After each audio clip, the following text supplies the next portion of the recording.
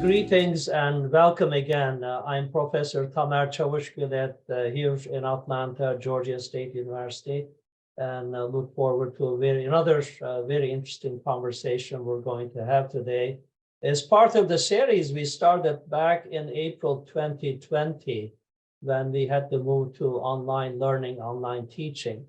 And if you've been attending our webinars, and we've run some 80 of them by now, and they're all captured on our website as well as on our YouTube channel. You know these conversations that we've been having on teaching, on research, and also with senior business executives from around the world. They have been very well received, and we thank you all who join us from all parts of the world and different time zones as well. I want to mention that this webinar series in international business is sponsored and a joint effort of CIBERs at 10 different major business schools, leading business schools in the United States. So as one of those at Georgia State, we're happy to be organizing and bringing you these informative educational seminars. I should say that today's guest speakers actually resides at one of those universities, one of the consortium sponsors, Temple University. I'm going to have a few more things to say about Ram Mudambi in just a second. But we appreciate if you are the first time participant in this webinar series, and please do come back. We will be running one more in a couple of weeks before we take a break for the summer, and we'll be back again in the fall. So all of our webinars, as I mentioned, are recorded and are available for later viewing and sharing with your colleagues. They will reside on our YouTube channel as well as Georgia State University CIBER channel. And we do appreciate feedback from you. So when you exit this webinar at the end of an hour, there you will receive an email with a brief survey, just 5 questions. Please do answer and suggest future topics and speakers as well. We always appreciate your feedback. Everyone except the panelists is muted in the webinar. We encourage questions and comments. Please use the Q&A button for that. And if you have a question for one of our very talented staff people, use the chat function.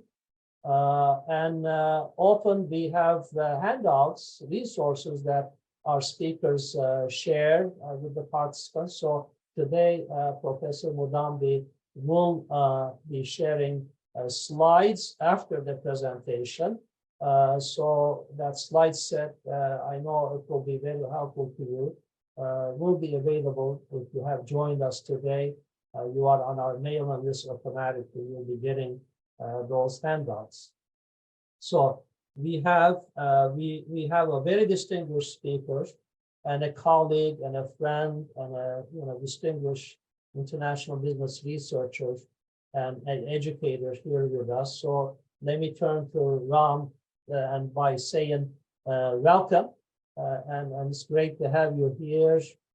We appreciate your sharing your research insights. You are one of the major contributors to the field of international business, and today we'll talk a little bit about one of those research projects that we've been running that deals with global connectedness, interconnectedness of economies, and their implications for multinational companies. As you can see, we have a lot of people from around the world who would like to hear about this. So I'll give you a chance to say a couple of things, Ram, about your work at Temple University, Fox School of Business. You've been there for some time. Obviously, you teach, mentor a lot of doctoral students, and they're all over. I know a number of them with major universities around the world as well. And of course, you teach at other levels as well. So if you can just briefly talk a little bit about your work at Temple University, and then we'll get on to the topic. And I'm going to ask you to kind of give us an overview of what we're going to discuss today. and then there will be some comments, questions, and we'll follow up. Again, welcome, Ram. Please turn on your audio. Thank you very much, Tamer. It's a great honor to be invited by you. Of course, I entered the field of international business when you were already a very established pillar of the establishment. So it is a great honor for me to participate in this forum with you. As you mentioned, I've been at the Fox School of Business now for a couple of decades. I teach international business, strategic management, and innovation strategy at the Fox School of Business, Temple University, where I'm also the research director of Temple CIBER, which you also mentioned in your opening remarks. My research is really at the nexus of international business, economic geography, and innovation. I've been studying innovation, of course, for many years, but over the last 15 years or so, it has been a significant project of mine to build bridges and connections between international business and other fields which are also concerned with the creation of value within the global economy. And one of the major fields there is economic geography. Much more recently, over the last year or two, I have added to my portfolio trying to build bridges to our colleagues in the IS or MIS departments, Management Information Systems departments, as scholars, as you know, who whose main area of research is digitalization. Now we know, of course, that our field of international business is deeply affected by the geography, economic geography of the world, but it is also affected, especially the notions of connectivity, which is very central to my research, connections across geographic space. This connectivity is dramatically impacted by digitalization. So I'll stop there at this point and hand the ball back to you, Tamer. Thank you. Excellent, and that's a great overview. So if you can talk a little bit about Ram, the spatial transaction cost and the cost of undertaken business over geographic space, and the trend, which of course is critical for the business community as well, because that was a big boost, right? Reduction of international shipping costs and introduction of these mega ships that we have seen in the last decade was a big boost to the global trade. And we've seen the impact of that actually here in the United States to the extent that the seaports have become overburdened, not able to handle the capacity, which interestingly gave a boost to our Savannah port here in Georgia. I mean, most people may not know, we're only about 4 hours in Atlanta from Savannah, which has become 4th or 5th busiest seaport in the United States, and recently expanded the capacity and so on. But if you can talk a little bit about the connection, interconnection between the transaction costs, shipping costs, digitalization, and I guess compounded the impact on globalization. If you can give some maybe examples, some illustrations, that would be great. Yeah, you've actually summarized the situation extremely well, Tamer. The spatial transaction costs are defined as the cost of doing business over geographic space. As you correctly pointed out, these include numerous costs, which are basically incurred when you undertake business at a distance as compared to undertaking business with somebody next door. These include, as you pointed out, shipping costs, but they also include communication costs, coordination costs, other costs like insurance costs, all of these sorts of things which are associated with doing business over large geographic distances. what has happened in the global economy, and this is very, very important to us in terms of international business, because international business, as you know, is mainly focused on the organization of business in the global economy. How do we organize it? And a lot of it is organized over distance. As we know that for the last literally for centuries, since the Industrial Revolution, the spatial transaction costs, the cost of doing business over space, and you pointed out issues of larger ships. There's also a very, very key innovation, which is containerization. Also, a lot of the aspects of the digitalization, things like blockchain and so on, that have dramatically reduced the cost of moving goods and services across geographic space, so that as these costs go down, now it becomes economic to work with more efficient producers, more efficient operators at a great distance, right? So ultimately, your total cost, or the cost of undertaking the activity, plus the cost of doing, plus spatial transaction cost. As the spatial transaction costs fall, and as we know, they're so low now that it is possible for any coordinating firm, which is General Motors or Ford or IBM or United Fruit, any such company, it's possible for them to undertake activities with the most efficient producer, the most efficient actually operator of that activity, because the cost of doing the activity, the data spatial transaction cost now is very, very small. We see this in our everyday lives. When you go to the supermarket and you go, for example, into the produce aisle in the dead of winter in the Northern Hemisphere, you will see produce which is brought to you from the Southern Hemisphere, Peru and Argentina, blueberries or carrots or whatever they may be. And all these things are brought to you. You look at the price, and the price is almost no different from the price you pay in summer when the same product is brought to you from only perhaps 100 miles away. That is telling you right away that the cost of bringing it all the way from Chile and the cost of bringing it to you from, for example, from Savannah, these costs are only pennies different. There's only a difference of a penny. And that is the dramatic increase. That's the fall in spatial transaction costs. Therefore, businesses have now become, which used to be local, have become global, right? So it is now possible for even these global businesses. I'll say only one more thing, and that is that in your remarks and in my response so far, we have been talking about, to a large extent, perhaps the 20th century economy. And that was the economy of tangible goods. We talk about fruit, you talk about furniture, you talk about things that you, cars, things that you can see, touch, and feel. But the 21st century economy is an economy where there has been a rapid migration of value from tangible goods to intangibles. And these intangibles are extremely suited to our digital world. In other words, we can move them over space almost costlessly. And I'll give just one example, and that would be, for example, if you were to buy entertainment, if you were to buy a book, or if you were to buy a movie.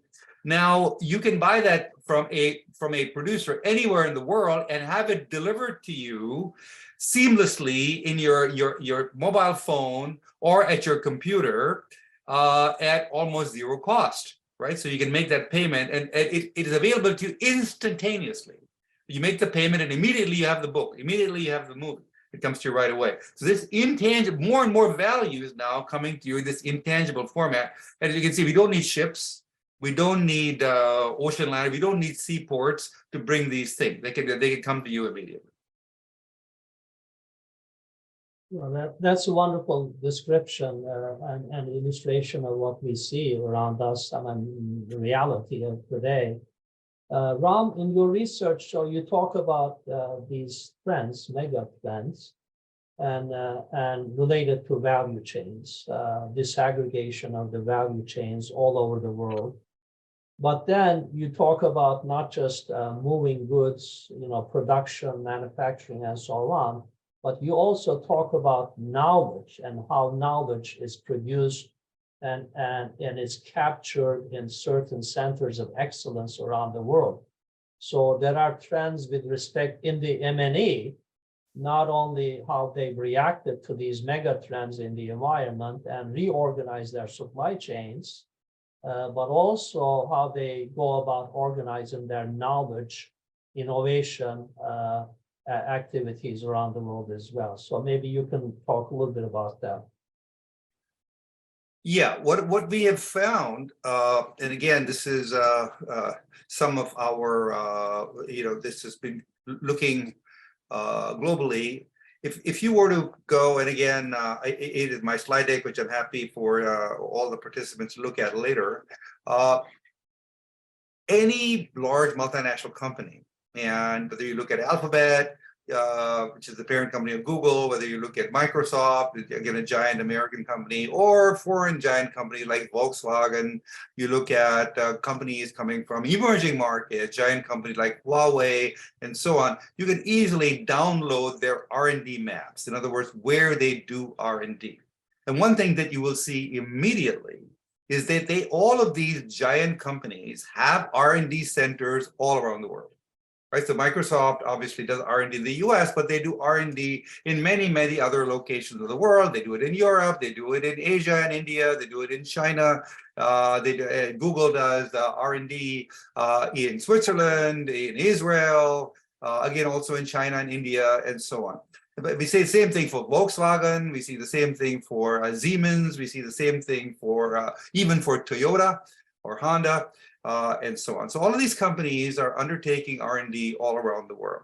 Now, one of the things that we find, again, if we look at the data, both in our data as well as in many other researchers, like, for example, a paper published recently in 2020 in Nature by Balland and others, they show that the agglomeration of knowledge is rising.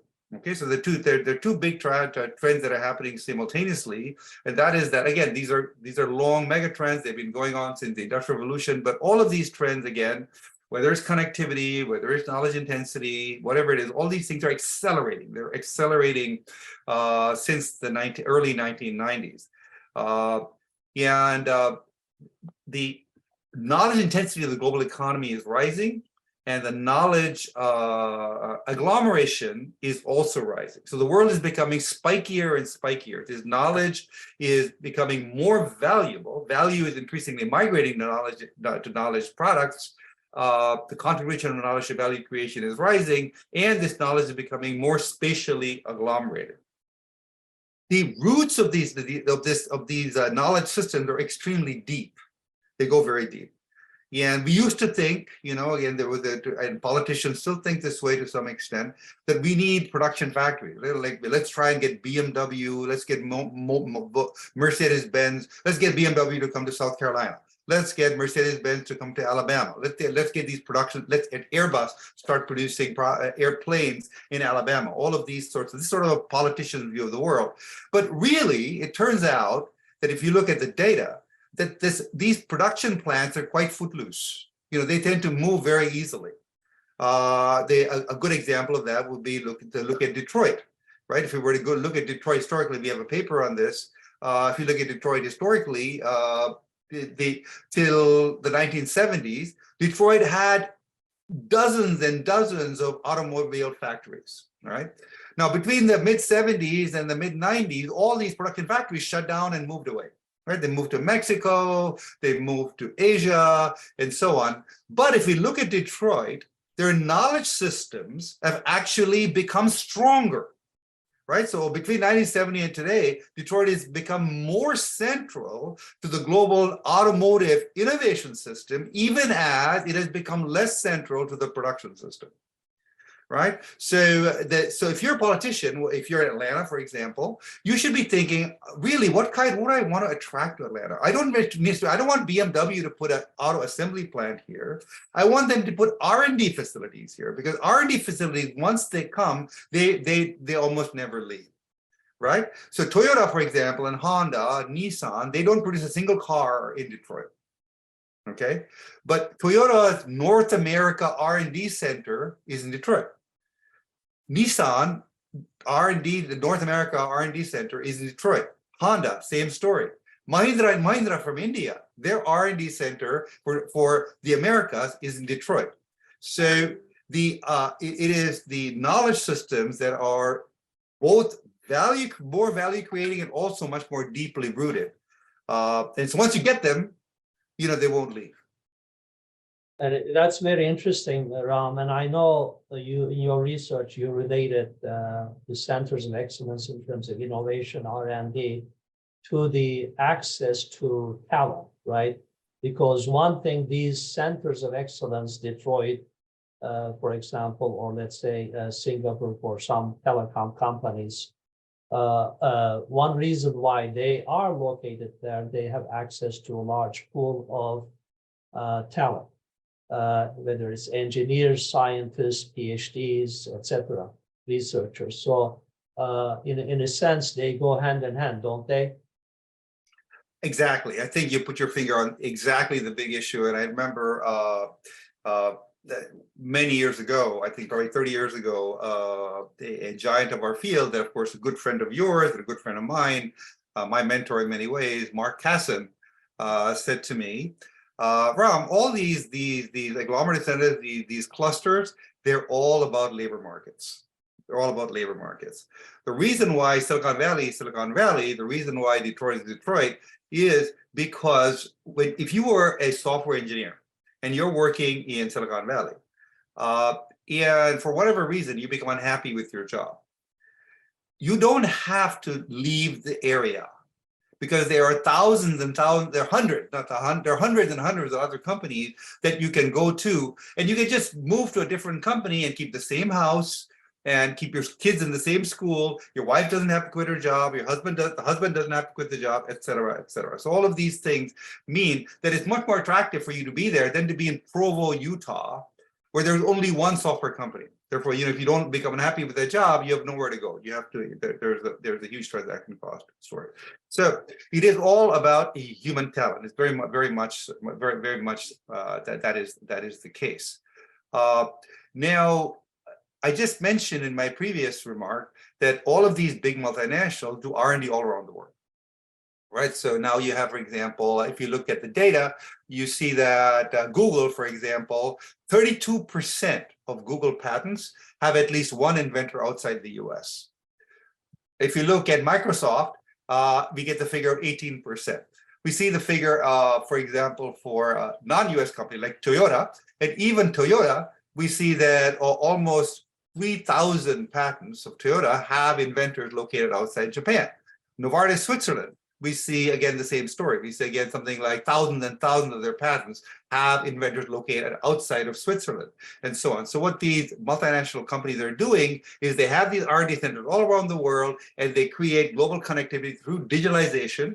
And these global innovative teams work together. Somebody in Switzerland, somebody in Japan, somebody in the US, somebody in England. And each of these inventors on the team is tapping into their local knowledge and combining it with the local knowledge of the other areas to create new knowledge. That's why our knowledge intensity is rising, and the pace of innovation in the global economy is rising, because now, rather than each country only looking at its own smart people, each company is looking at smart people all around the world. And I'm gonna ask you about that too. I mean, the talent within the multinational enterprise as well. But it's very interesting to observe that when we used to look at interstate competition in the United States, going after big time car companies that would come into the state and add to manufacturing capacity, tax base, employment, and so on. Now what we're seeing states actually recruiting or trying to attract knowledge-based companies. I mean, there's many examples of that here in Atlanta. We see, for example, a company like NRC and many smaller cybersecurity companies, gaming companies coming, tapping the talent base existing there, but also incentives offered by the state of Georgia And that's kind of interesting how this competition among states for new businesses to attract have shifted from just chasing manufacturing companies to knowledge-based companies, information companies, telecom companies, pharmaceuticals, and so on. That's very interesting. We always encourage comments, questions, and there are a couple here. Let me just pay attention to those. There's one question about transaction cost theory. So Oscar is asking whether the TCE should be updated to include environmental cost and climate change impact, bringing this produce from other side of the planet, carbon footprint, asking you to comment about international activities, cost, ignoring environmental and sustainability issues. If you want to offer anything on that, need to revisit the transaction cost theory. Thank you, Tamar. This is obviously a crucially important question for us. And what I would respond to that by saying it's very important for us to utilize the deep toolkit that we have developed over the last 100, 150 years to study this. And what the toolkit I'm referring to is the toolkit of public economics, public sector economics. Now, we know that all goods they're divided into public goods and private goods. And to a large extent, within our work in business schools, we spend a lot of time talking about private goods. And we talk about the transaction cost economics and so on. A lot of that is a question. It's a very valuable tool, but we can use that tool, we use the tool traditionally in our normal interactive business analysis to study private goods. Now, when you study things like climate change, what you're immediately doing is you're talking about externalities in public goods. And when you talk about public goods, we need to distinguish between public goods and private goods. They're different characteristics. And when you have a company which generates, for example, negative externalities, it generates public goods, basically, negative public goods. We need to analyze that in a systematic manner, not sort of go about willy-nilly.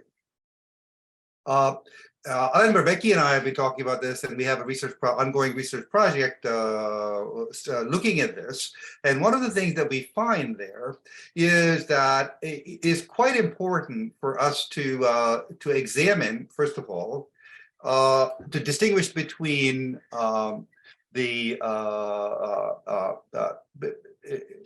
between populist approaches to the environment and shall we say, the more scientific approaches.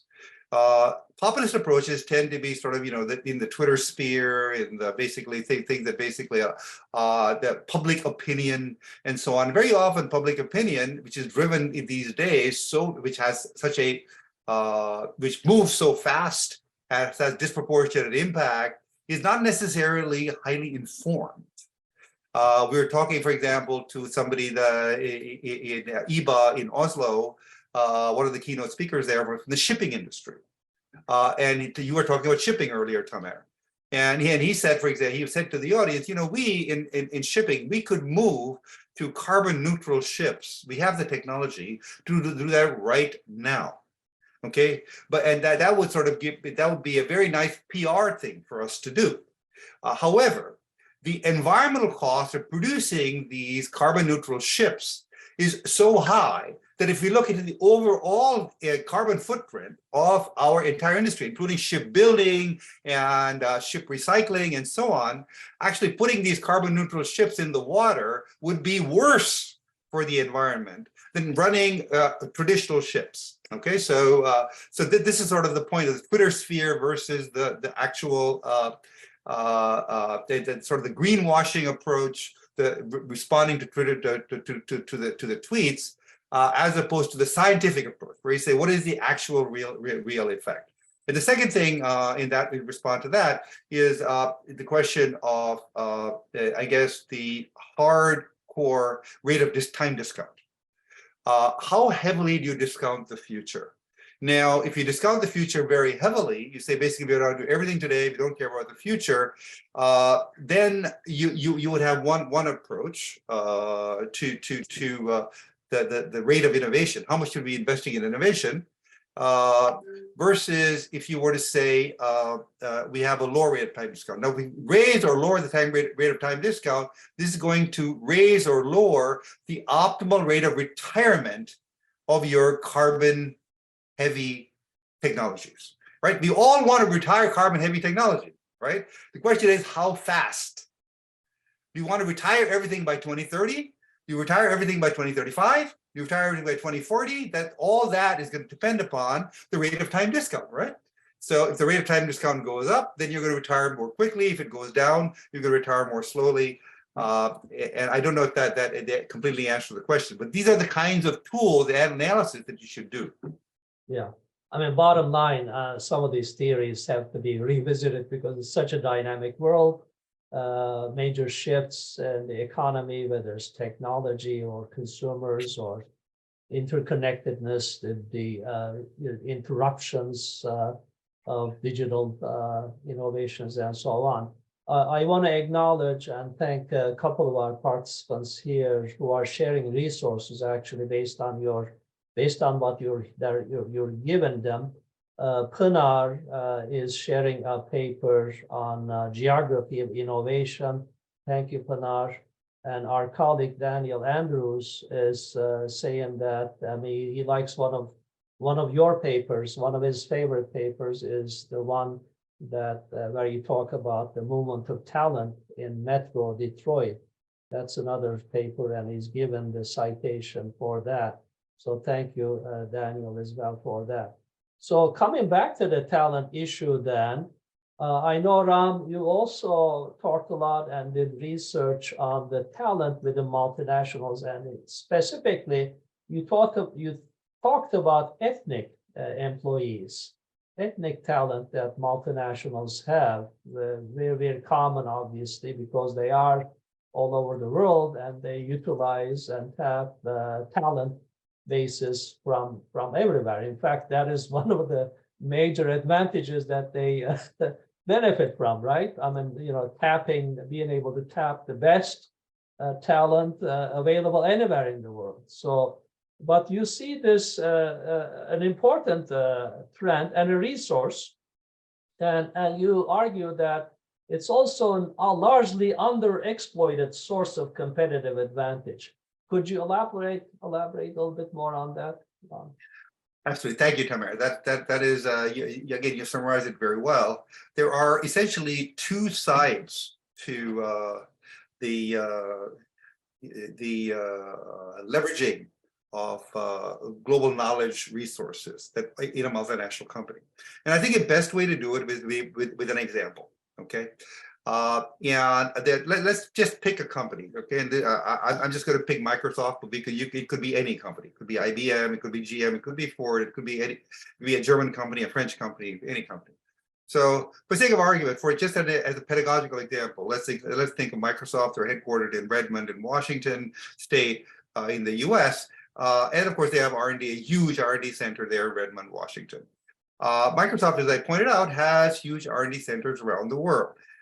In many countries, let us just two big centers are in Bangalore in India, in Hyderabad in India, also in Shanghai in China, and Beijing in China. Okay, these are just four of many of their many R&D centers outside the United States. As you pointed out in your question and your remark earlier, Microsoft leverages the Indian innovation system, the Chinese innovation system, Japanese, British, all these sorts of things, but largely to this particular point, they leverage a lot of very high skilled talent in emerging markets like India and in China and so on. And so in other words, they have thousands. Microsoft, to my knowledge, I'll think about India because I've studied that in great detail. But it's equally true in China. It's equally true in other emerging market locations. Microsoft has thousands and thousands of high-skill employees in India, okay, located in Bangalore and Hyderabad. Now, as I said, literally, if you could look at the Microsoft campus in Hyderabad, and their construction cranes constantly, it gets bigger and bigger. I mean, we're not talking about 1,000, we're talking about something like 20,000, 30,000 employees. Okay, and Bangalore is even bigger. Okay, so these are huge R&D centers. But it is also, and that the IB scholars have studied that to great detail, right? So there's nothing new here, right? So now I have studied this, but many people, you have studied it. John Cantwell studied this. There are dozens and dozens of IB papers on this particular phenomenon. What is less studied is the fact that Microsoft Redmond or Microsoft US operations has within it numbers of ethnic employee, people of origin. And again, the example I'm using here is India. So let's take India, people of ethnic origin, people like myself, for example. Okay, now there are a lot of Indian high knowledge workers in Microsoft in India, including, in fact, the CEO, right? So now these thousands of ethnic employees in India, they have a distinct advantage communicating, connecting with Microsoft subsidiaries in India, right? Because they share language, they share culture, they can build bridges and so on. And what we find in our empirical research is that as you have the ethnic employees within the home country, the US, for example, that increases the likelihood that R&D will tap back into the home country of those ethnic employees. Notice that in other words, the ethnic employees here, the people of Indian ethnic origin working for Microsoft in the US are bridges to the innovation system in India. Okay, so when you hire somebody from, say, India, from China, say from Turkey, any country like that, all of these people, like you, for example, are you have human capital of your own, Tamer Kaushni's own human capital, but you also have bridging capital, right? So you're bridging social capital to the knowledge system in Turkey. So you have a double value to the US economy, right? So you have what you bring yourself in terms of your own IQ, your own human capital, and so on, plus your bridging capital of thousands of Turkish high knowledge people in Ankara and Istanbul and so on. Similarly for me, right? I mean, I have my own human capital, whatever it is, but even if my own human capital is very low, my bridging human capital, I can bridge to much smarter people than me in India, right? So therefore, as an immigrant, you or I have value from two perspectives. Okay, so if you were hired by multinational in the US, you bring your own human capital plus your connectivity human capital. However, if you, therefore, an immigrant from India or China or Turkey has value because of China, because of Turkey, because of India, because of the knowledge system there. However, an immigrant from, say, Somalia or from Congo, their value is largely only the human capital of their own, right? They are very smart people from Somalia, very smart people from Congo, but there is not much, they can't bridge too much, right? Because back home, there's not much to bridge to. So therefore, if you're a Microsoft, if you're Google, if you're the US, if you're in France, if you're Germany, you value the migrant, you value the ethnic worker in this double perspective, right? And so the under leveraging that I'm talking about is that, to the best of my knowledge, most large American companies, German companies, French companies don't have systematic leveraging practices of looking at their ethnic employees as bridges. Right? In other words, they should be thinking, let's look at the ethnic profile of our high knowledge workers, and let's try and use them as bridges to those rich knowledge pools back in their home country. That is so interesting, Ram, and it's a fresh perspective because I think certainly the literature does not reflect what you're talking about yet. But the reality is that the resource is there, ethnic talent existing in multinationals. So the task you're saying is, first of all, for multinationals to take an inventory of who they have, what kind of ethnic talent they have, and then ask themselves, how can we systematically take advantage of this and create greater value from their connections, their social capital, network capital, and connections, and use that to advantage. I don't think multinationals have quite gotten there yet, but they're sitting on, I mean, I think your argument is very well taken. They're sitting on a major resource that gets underutilized, underexploited. A very, very interesting insight. Thank you for sharing that. I want to get also to a couple of other people who are commenting and asking questions. Our colleague here in Atlanta, Jorge Fernandez, is talking about, how can locations, whether it's cities or states or entire nation as a whole, remain competitive, attracting these R&D centers, knowledge centers, companies that bring these knowledge capabilities. And he's talking a little bit about another current topic, the EV industry. I assume he's talking about the electric vehicles industry and infrastructure for that. For example, obviously the states competing also these days for plants that produce batteries, right? Car batteries. If that's going to happen, if we see a lot of consumers going the way of the electric vehicles, obviously battery issue is a big one. So his question, and his work in the Metro Atlanta Chamber here, so his question is very natural. How can locations, cities or Metro Atlanta can remain competitive, attracting these kinds of industries?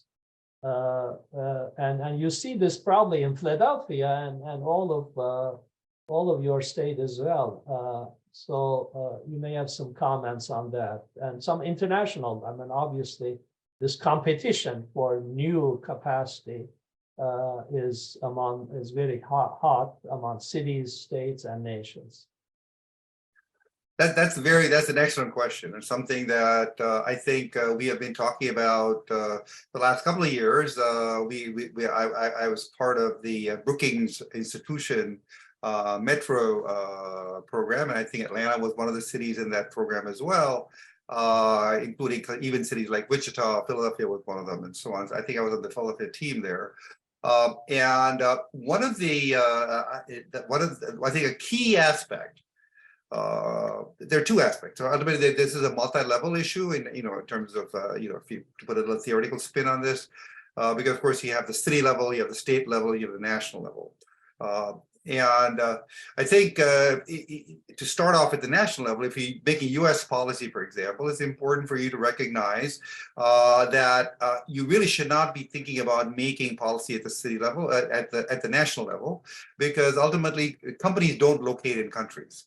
Companies locate in cities. Companies locate in clusters, right? So you don't have, Daimler-Benz doesn't say, oh, we want to put an R&D center somewhere in the U.S. Okay, that doesn't happen. Novartis doesn't say we want to put R&D center somewhere in the U.S. They say Research Triangle, San Diego, Boston, San Francisco. They're looking for particular clusters. So if you're doing national policy, you need to say, well, we need to basically enhance our local clusters and make them more competitive. Right, that's the important thing, and therefore the rubber meets the road at the city level, like Metro Atlanta. That's where the rubber meets the road. So it's quite crucial for these cities to make appropriate policy and coordinate with the national level. Right, you don't want to have Metro Atlanta doing something and the U.S. doing something, Washington doing something completely different. You want to have coordination between the city, the state, and the nation, all pulling in the same direction. Having said that, once you get that going, once you say basically Metro Atlanta is working with the state of Georgia, is working with the national level through your senator, through your congressman, and so on, through Washington D.C., and making sure that all your ducks on a row, and you're not actually having some kind of internecine competition. The next thing to do is to recognize that you should not be competing for particular firms, particular industries. Ultimately, important, because that becomes like a fad, right? EVs are a fad today, batteries are a fad today. It used to be computers, it used to be something, and now it's something else. It could be biotech and so on. And these things move along, and you can't keep changing your policy every 5 years. because that's going to be a recipe for disaster. What you need to do is you need to recognize that everything works in the form of an ecosystem. You need to have a successful ecosystem. And an ecosystem is made up of two parts, right? The two major parts, and I call it the pillars and IV model. The pillars and IV model is that you have the pillar, which are the big giant multinational companies, and the IV are the startups or the entrepreneurial startups. And if you think about Silicon Valley, the archetypical cluster, we have Google and Apple and all these giant companies, Hewlett-Packard and so on. And around them, what makes Silicon Valley tick is tens of thousands of startups which are funded and really connected to Apple and connected to Google and connected to the giant companies, right? So what you need in Metro Atlanta is you basically need to have your local giant, you mentioned one or two, your local giant companies, and you want to have encouragement for these giant companies to have a local spawning culture, right? So you need to get these guys, to encourage them through policy, and of course, through generating fora, because ultimately governments are very good at creating forums, right? You don't want the government to spend money because the government always spends money badly. But what the government does well is coordination.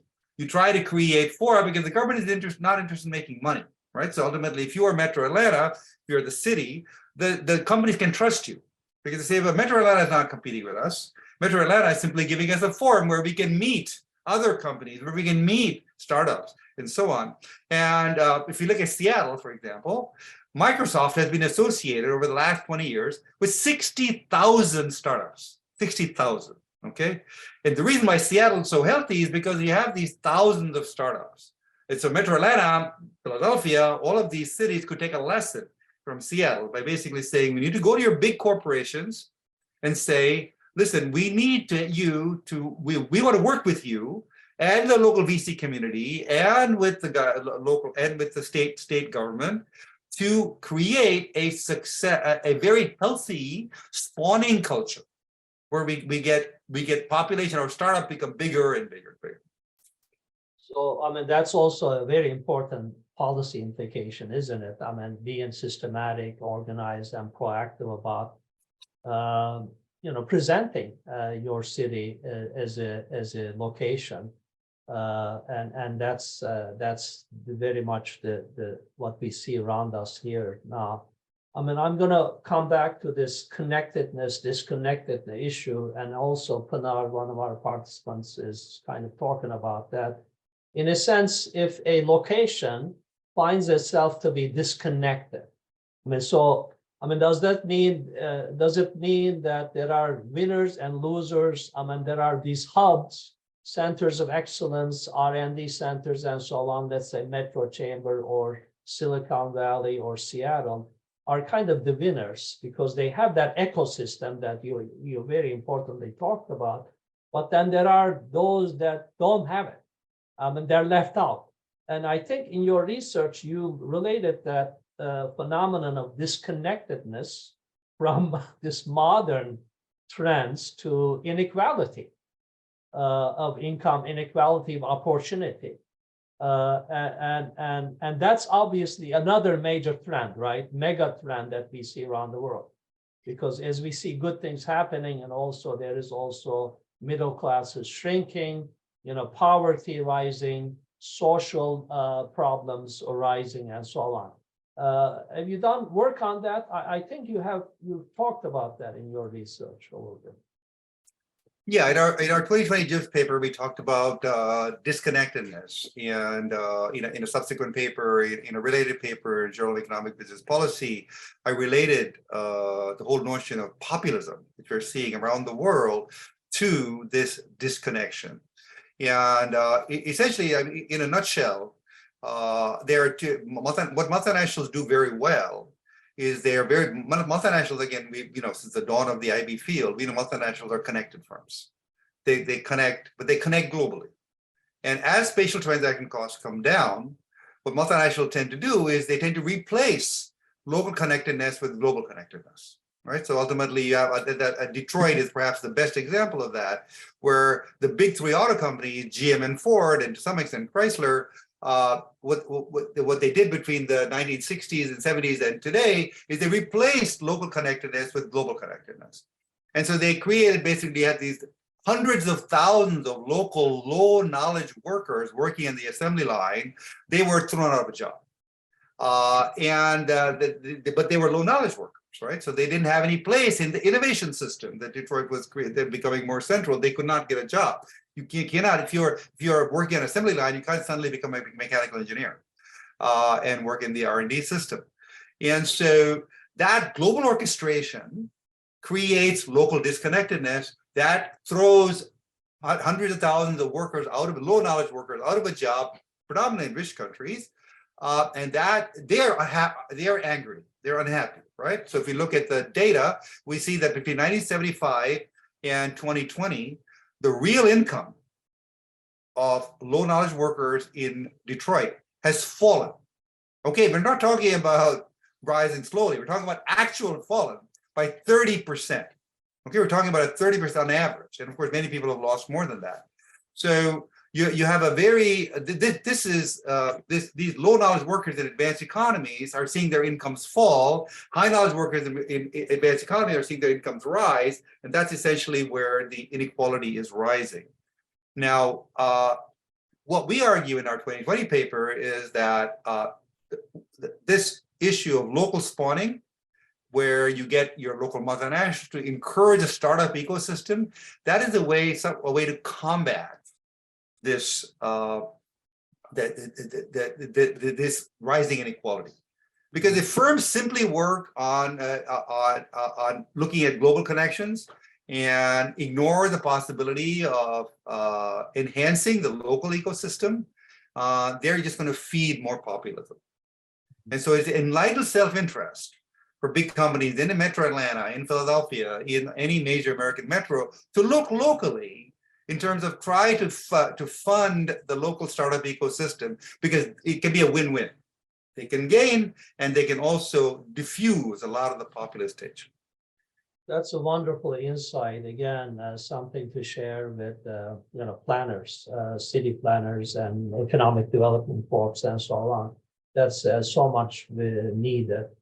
In fact, Pinar, one of our participants, is talking about that as well here. But given our very limited time, we just have a few minutes left, Ram. I'd like you, there are people in our audience here who are researchers and maybe asking themselves if this is all state of the art, current topic and set of topics. What interesting, promising research avenues do you see? Would you suggest our colleagues to pursue? And also, some of our participants may be asking, how you go about sharing the research insights that you generate with your students, whether they're at the graduate level, undergrad level, executive training, and so on. So they may be wondering about that. So your work is very practical, has a lot of pragmatic insights. So I'm sure you share that a lot with your EMBA students and so on. Talk a little bit about, just to wrap up, talk a little bit about, how you connect your research to teaching and also some research avenues for colleagues to consider. Thank you, Deborah. Now let me talk about. I think it's a wonderful wrap-up question. And I think you put it very well. Research opportunities, teaching opportunities. I try to bring my research into my classroom at all levels. I tried the whole idea of the migration of value from tangibles to intangibles, the whole notion of the knowledge economy of the 21st century. This is something that I bring into my undergraduate classroom, to my MBA classroom, my EMBA classroom, my doctoral student. So I try to bring this at all levels. The whole notion of the knowledge economy and declining spatial transaction costs. These are big, as you said, you used the word megatrends. These are megatrends that I think have, that resonate at all levels. I think it's definitely there are extremely pedagogical. They're extremely important for, I think, all of our undergraduates onwards. It's important for them to understand where the roots of populism are coming from. Why is the world, why are so many people so angry today? And it's very much a pocketbook question. And if I were in their shoes, if I tell my undergraduates, if you were in their shoes, you would be angry too. So it is a very understandable thing and something that we need to bring on board. In terms of research opportunities, I think the going forward, the digitalization is a part and parcel of our global economy today. And I think one thing that I think you, in your opening remarks, Tamer, you talked about the fact that this entire webinar format, this entire, a lot of things that we do today and take for granted are things that were thrust upon us by the COVID-19 disruption. We had a disruption and all of a sudden we discovered that, you know, actually we can keep going on. The digital capabilities exist and we just weren't using them, right? And they were late, they existed. How many online classes did you have in 2018, for example? How much online connectivity did Georgia State University do in 2018 versus 2020, like 24 months later? All of a sudden, the world had changed. Certainly, I can tell you from Temple University, we suddenly went from like 2%, 3% to 60%, 80%, right, on online presence.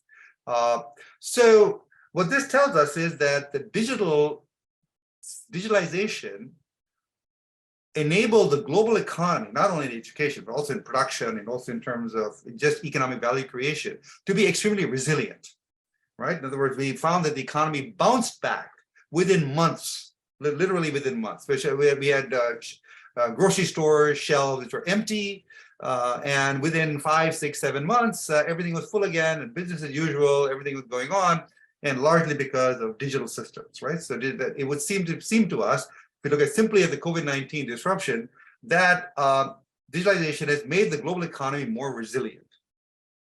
However, if you were to look at the research in systems engineering engineers tell us that complex systems are inherently more fragile than simple systems. And we know that the digitalized global economy is inherently more complex, correct? So we have rising digitalization, rising complexity, and the question for IB scholars becomes, is the global economy now more resilient or is it more fragile? Right? Now that I think is something we don't know the answer to, but that's something that we as scholars, the next, I think, 5 years, 10 years, as IB scholars, we should be studying. Excellent, excellent point, Ram. Excellent insight. I want to wrap up by thanking you first, Ram. I mean, great insights. Obviously, the work you're doing is state of the art and very important to academics as well as practitioners and policymakers. I really appreciate all of that. You are, I think, a model educator in the sense that you touch base with all of your relevant stakeholders, not just academia, but also practitioners and policymakers. So that makes your equity, I think, to be much more than many others, let's say.